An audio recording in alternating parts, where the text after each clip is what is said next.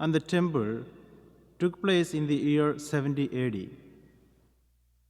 To the many Jews who witnessed this great devastation, it must have seemed like the end of their world. Without their temple, what kind of life are they to live? Without the house of God, where can they worship and offer sacrifices? Jesus has already foreseen this calamity 40 years earlier. The gospel today is his prediction of this tragic event. While people are looking at the magnificent temple with awe and admiration, commenting on how it is adorned with precious jewels and votive offerings, Jesus declares, "The day will come when there will not be left a stone upon another stone that will not be thrown down." There are many people, especially false prophets, who claim to know something about the end. Jesus tells his followers not to be too quick to believe what they say.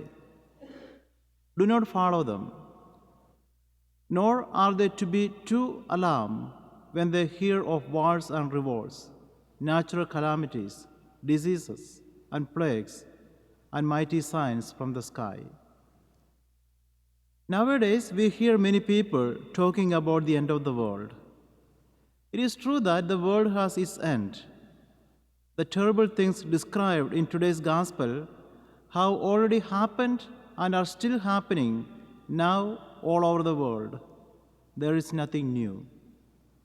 Moreover, we should not be too anxious about the when and how of the end.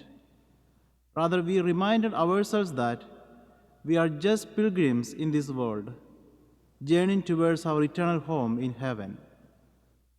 Hence, talks about the end should be seen as the coming of the era for new beginnings that St. John refers to as the new heavens and new earth.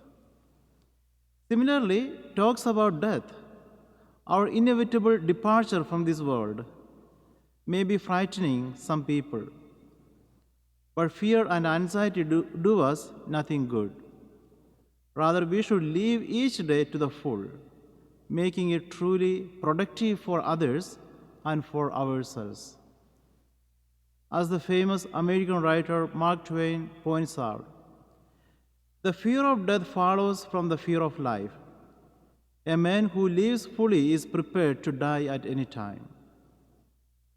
Let the words of St. Teresa of Lisieux fill us with deep consolation and courage.